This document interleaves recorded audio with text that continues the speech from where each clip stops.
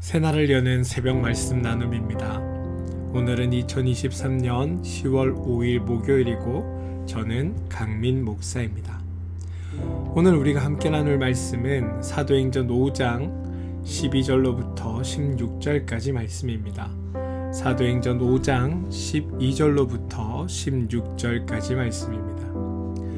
사도들의 손을 통하여 민간의 표적과 기사가 많이 일어나매 믿는 사람이 다 마음을 같이하여 솔로몬 행각에 모이고 그 나머지는 감히 그들과 상종하는 사람이 없으나 백성이 칭송하더라.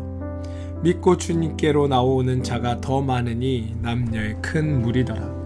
심지어 병든 사람을 메고 거리에 나가 침대와 요 위에 누이고 베드로가 지나갈 때에 혹 그의 그 그림자라도 누구에게 덮일까 바라고 예루살렘 부근에 수많은 사람들도 모여 병든 사람과 더러운 귀신에게 괴로움을 받는 사람을 데리고 와서 다 나음을 얻느니라. 사도행전 5장 12절로부터 16절까지 말씀입니다. 성경에 하나님의 일하심에 대한 모습이 다양하게 등장합니다. 다양한 정도가 아니라 어느 때는 완전히 반대되는 극과 극의 모습이 등장하기도 합니다. 그래서 사람들은 하나님의 인격성을 의심했습니다. 도무지 동일한 하나님이라고 인정하기가 어렵다고 곤혹스럽게 생각했던 겁니다. 그러다 보니 구약을 연구한 학자들 중에는 엘로힘이라는 신과 야훼라는 신이 서로 분리되어 존재하다가 나중에 하나로 기록상으로 합쳐졌다라고 주장하는 주장도 있습니다. 이 주장이 틀렸다는 것이 아니라 그만큼 하나님의 모습이 극단적으로 등장한다라는 겁니다. 하나님이 이렇게 행동하시는 이유, 다양하게 극과 극으로 다르게 마치 모순된 것처럼 행동하시는 까닭이 있습니다. 왜 그러실까? 일반적으로 성경을 읽는 우리가 곤혹스러워하는 지점은 우리라면 저렇게까지는 하지 않을 텐데 라는 우리의 사고적인 한계가 있기 때문입니다. 우리는 사회적으로 형성된 어떠한 규범과 규정 속에 살아갑니다. 그러다 보니 모든 사람들은 어느 정도의 일정한 패턴과 행동 양식을 가지고 있습니다. 따라서 갑자기 돌변하거나 자기의 일상의 패턴을 크게 벗어나서 움직이지 않습니다. 특히나 도덕적이고 윤리적이고 관계적인 차원에서는 일정한 기준을 모두가 사회적으로 용납되는 통용되는 기준들이 존재하고 이것은 누구라도 수용할 수 있고 양심 있는 사람들이라면 충분히 다 받아들일 만한 일들이기에 이 범주를 넘어서서 행동하지 않기 때문입니다. 그런데 성경 속의 하나님은 너무나 자유분방하시고 또한 돌출적으로 움직이시고 파격적으로 행동하시는 경우가 많습니다. 그러다 보니 우리의 입장에서는 차마 하나님이 틀렸다라고 말할 수 없고 어쨌든 하나님이 행하신 일이기에 옳다라고 말은 해야겠는데 우리로서는 우리의 규범적인 생각으로서는 도무지 납득이 되지 않아 곤란한 지점들이 존재한다는 겁니다. 그런데 여러분, 이것은 우리가 가지고 있는 규정과 관념 속에 하나님을 가두려고 하는 우리의 사고 때문입니다. 그리고 하나님에 대한 큰 오해에서 비롯된 일입니다. 하나님의 행동을 이해하려면 하나님이 왜 그렇게 행동하시는가를 우리는 이해해 볼 필요가 있습니다.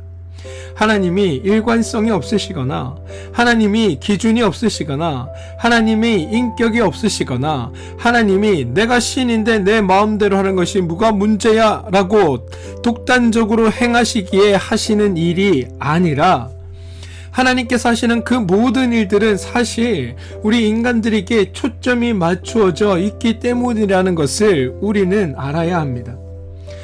사실 우리는 나름대로 일관성을 가지고 있다고 생각하고 우리는 나름대로 기준이 있다고 생각해서 하나님처럼 파격적으로 움직이지 않고 하나님처럼 비합리적으로 행동하지 않는다라고 생각하지만 그런데 여러분, 우리가 사실은 죄의 교활함으로 위장하고 있어 그렇게 보일 뿐이고 우리의 죄된 인성은, 우리의 죄된 존재는 사실은 도무지 종잡을 수 없는 일탈과 변절과 부도덕과 패역함을 가지고 있는 존재라는 것을 우리는 기억해야 합니다.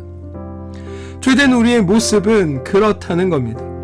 그리고 하나님은 그런 죄된 우리에게 맞추어 자신을 드러내고 설명하시고 자신이 어떤 신인지 우리에게 알리고자 행하시기 때문에 다양한 모습의 하나님이 성경에 등장하는 겁니다. 결국 하나님이 문제가 아니라 죄된 우리가 하나님을 알지 못해 생긴 일이라는 겁니다.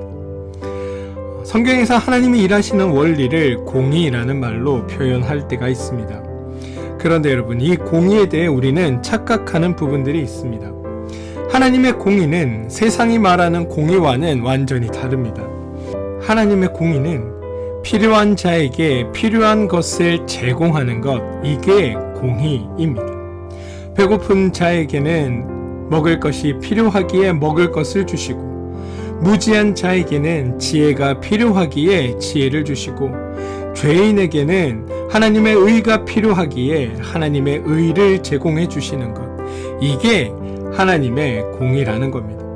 그리고 하나님의 공의가 우리에게 필요한 까닭은, 우리에겐 그것이 필요하지만 우리 스스로가 그것을 해결할 수 없는 것이기에 하나님께서 베풀어 주시는 것을 기댈 수밖에 없고, 그렇기에 공의라고 쓰고 또한 은혜라고 읽어도 무방한 것입니다. 그래서 하나님의 공의와 하나님의 은혜는 같을 수 있습니다. 이러한 하나님의 원리, 하나님의 기준을 알면 하나님께서 행하시는 그 행하심이 이해가 되고 성경의 여러 가지 사건들이 이해가 됩니다. 사람들의 인식, 사람들의 생각이 하나님의 기준과 하나님의 개념과 가치와 원리와 다르기에 오해가 생겼다는 겁니다.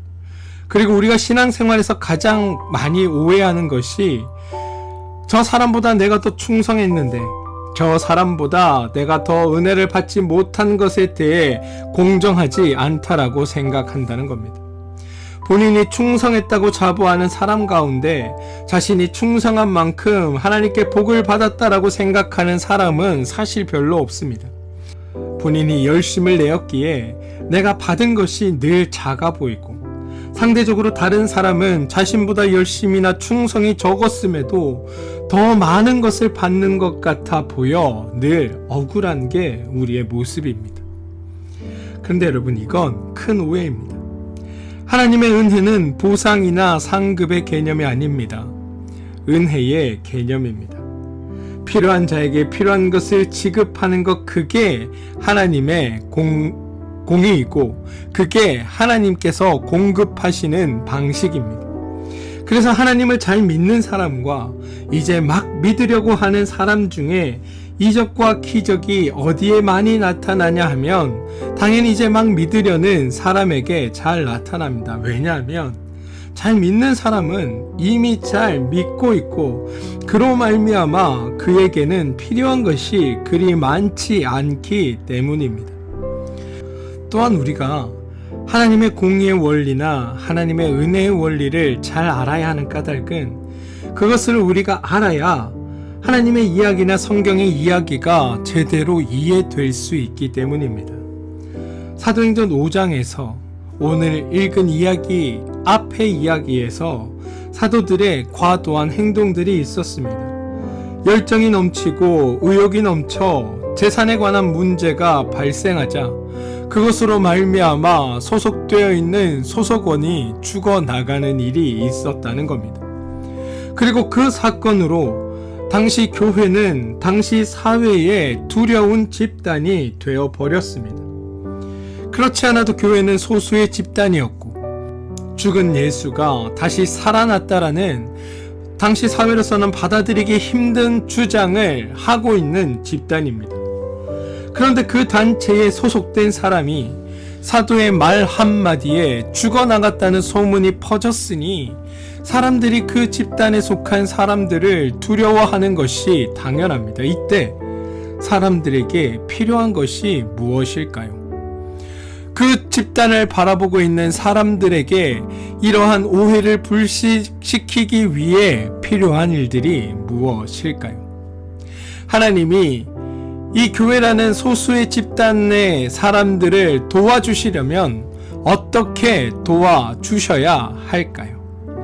그 장면이 오늘 이야기 12절로부터 16절에 나오는 겁니다. 12절에 나오는 사도들의 손을 통하여 민간의 표적과 기사가 많이 일어나매 믿는 사람이 다 마음을 같이하여 솔로몬 행각에 모이고 15절에 심지어 병든 사람을 메고 거리에 나가 침대와 요 위에 누이고 베드로가 지나갈 때 혹 그의 그림자라도 누구에게 덮일까 바라고 예루살렘 부근에 수많은 사람들도 모여 병든 사람과 더러운 귀신에게 괴로움을 받는 사람을 데리고 나와 다 나음을 얻음이니라. 이 장면을 여러분 앞뒤 다 잘라내고 이 부분만 드러내서 보면 베드로는 완전한 신처럼 보입니다. 심지어 예수님보다 더 뛰어나게 보여집니다. 사실 복음서를 아무리 뒤져보아도 예수님의 그림자로 병을 고쳤다는 기록이 없습니다. 예수님이 기적과 이적을 많이 행하셨지만 사람들이 달려나와 예수님의 그림자라도 그 환자들에게 덮이기를 바랬던 일들이 없다는 겁니다. 게다가 심지어 복음서에서는 죽은 자가 살아나는 역사도 있었습니다. 그런데 복음서에서는 이적과 기사로 사람들의 마음이 달라지고 복음에 대해 좋은 반응을 나타냈다라고 기록된 것은 등장하지 않습니다. 예수님께서 그렇게 수많은 이적과 기적을 일으키셨지만 백성들이 칭송했다라고 표현된 기록도 찾기 어렵습니다. 그럼 오늘 본문은 베드로를 띄우기 위해 쓰여진 본문일까요? 사실 그렇지 않습니다. 오늘 우리가 주목해서 봐야 할 것, 이 본문에서 가장 중요하게 여겨야 할 것은 사도들의 손을 통하여 표적과 기사가 많이 일어나는 사건이 왜 지금 등장하는가, 그 이유에 우리는 더 집중해야 합니다.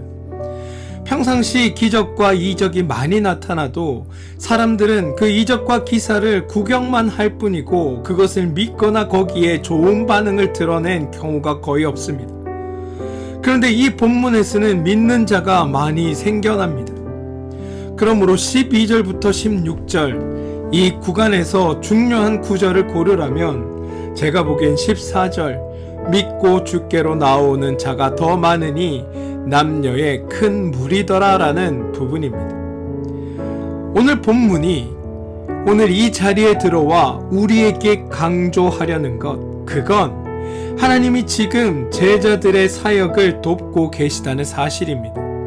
하나님이 지금 교회의 사역을 돕고 있다라는 그 사실을 오늘 성경이 우리에게 가르쳐 주고 있다는 겁니다. 교회의 거룩성을 유지하기 위해 성도를 죽이시는 그 하나님이 아니라 도리어 교회가 세상에 두려운 존재가 되어버리고 사도들과 상종하는 사람들이 점점 없어져가는 그때에 하나님께서 이적과 기적을 행하여 세상의 빛과 소금의 역할을 감당하게 하시고 믿는 자들을 많게 하여 많은 사람들이 사도들과 함께 하도록 지금 하나님이 만들고 계시다라는 사실을 우리는 봐야 한다는 겁니다. 이적과 기적이 많이 일어났다. 제자들이 이 일을 행하였다. 베드로가 놀라운 일들을 벌였다. 사람들이 베드로의 그림자만 덮치기를 바라였다. 이런 이야기들이 강조되는 것이 아니라 교회에 대한 두려움과 공포가 세상 가운데 드러나서 복음이 전파되지 못할 위기에 처하자 하나님께서 나타나셔서 이적과 기사를 일으키심으로 말미암아 사람들의 마음을 바꾸시고 사람들이 교회를 칭송하도록 그렇게 이끌고 계시다라는 사실을 우리에게 증언하고 있다는 것, 이게 오늘 사건이 우리에게 말하는 이야기입니다. 사랑하는 성도 여러분, 베드로와 제자들이 이적과 기사를 마음대로 행할 수 있을까요? 그렇지 않습니다. 그들은 하나님의 능력과 권세를 위임받아 손만 대면 안진뱅이가 일어나고 말만 하면 귀신이 쫓겨가는 것이 아닙니다. 베드로의 손과 입을 통해 이적이 나타나고 기사가 나타나지만 그건 베드로의 사역이 아니고 사도들의 사역이 아니고 하나님의 사역이라는 것을 성경이 증명하고 있다라는 사실입니다. 실제로 성경의 제자들이 이적과 기적을 행한 것은 별로 많지 않습니다.